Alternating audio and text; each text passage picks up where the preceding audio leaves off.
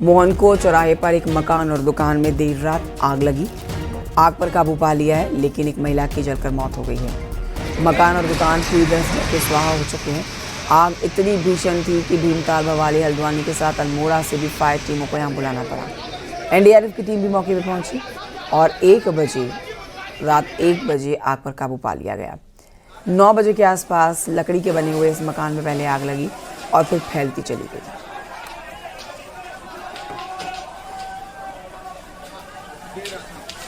Fire brigade की team ने जब यहाँ पर आई, 3-4 गाड़ी आई थी, उसमें से ना इनका पंप से पानी निकला, ना इनका कोई व्यवस्था है, ना इनके अंदर कोई काबिलियत है काम करने की। यहाँ से लीकेज हो रही थी क्या बोलते हैं, वहाँ से लीकेज हो रही थी क्या बोलते हैं, इनसे काम ही नहीं हो पाया।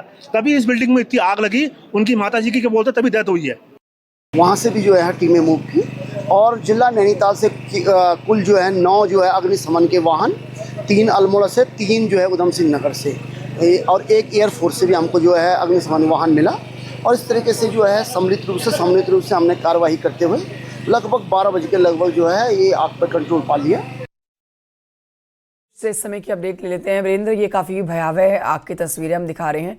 आग पर फिलहाल काबू पा लिया गया है। इस समय सुबह का मंजर वहां का कैसा है? क्या कुछ पुलिस इस पूरे मैटर पर कह रही है? देखिए कंचन, फिलहाल आग पर रात 1 बजे काबू पा लिया गया है और अल्मोड़ा और उधम सिंह नगर से भी फायर ब्रिगेड की टीमों को बुलाया गया है। लेकिन जिस तरह से सवाल उठे प्रशासनिक तंत्र पर या जो फायर ब्रिगेड पर, वो स्थानीय लोगों ने खास आरोप लगाए हैं कि जो शुरुआत में जो गाड़ियां यहाँ पर आई थी उनमें वाटर क्रैशेस दिखा है और उनकी जो पाइपें थी वो फटी हुई थी, जिसका खामियाजा ये हुआ कि जो एक बिल्डिंग का बड़ा हिस्सा था, ऊपरी हिस्सा, वो पूरी तरीके से जल गया था और जो एक महिला है उसकी मौत इस अग्निकांड में हो गई है। लेकिन राहत की बात यह है कि जो आसपास की दुकानें थी या जो इस बिल्डिंग के पीछे वाला इलाका, जो बड़ा बाजार वाला इलाका था, वहां पर भी इसी तरीके की लकड़ी के जो घर हैं वो बने हुए थे और इसके बगल में भी लकड़ी का ही पूरा घर बना हुआ था, तो उसको बचाया जा सका। इंदिरा मार्केट जो इसके बगल में था उसको बचाया जा सका है। लेकिन जो स्थानीय लोग हैं उन्होंने शुरुआत में जिस तरह से रेस्क्यू चलाया है, उसके बाद फायर ब्रिगेड की टीमें आई हैं। जब नैनीताल फायर ब्रिगेड की टीम आग बुझाने में नाकाम रही, करीब 4 घंटे तक इस तरह से ये पूरा अग्निकांड चलता रहा, तो अल्मोड़ा और उधम सिंह नगर से भी गाड़ियों को बुलाया गया है।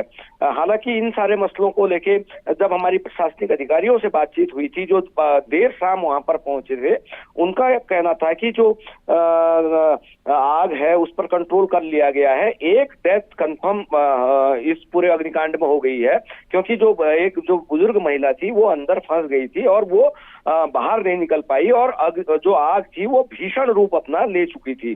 तो फिलहाल अब स्थिति यह है कि जो फायर ब्रिगेड की टीम है या जो जिला प्रशासन है वो एक आकलन करने में जुटा है कि आखिरकार कितना नुकसान इस पूरे अग्निकांड में हुआ है।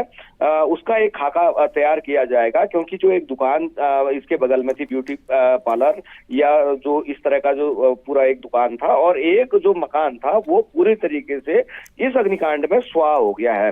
तो अब एक ओवरऑल एक खाका बनाया जा रहा है कि आखिरकार इस पूरे अग्निकांड में नुकसान कितना हुआ है। लेकिन एक बात गौर करने वाली ये भी है कि जब रात में इतना बड़ा भीषण अग्निकांड हुआ है तो आसपास के जो हाइडेंट थे वो हाइडेंट भी चालू हालत में नहीं थे। तो कहीं ना कहीं सवाल जरूर जो फायर टीमें हैं, जो हाइडेंट हैं, या प्रशासनिक पूरा फेलियर शुरुआती चरण में दिखा है, वो उस पर सवाल स्थानीय लोग उठा रहे हैं। शुक्रिया आपका वीरेंद्र, जानकारी के लिए।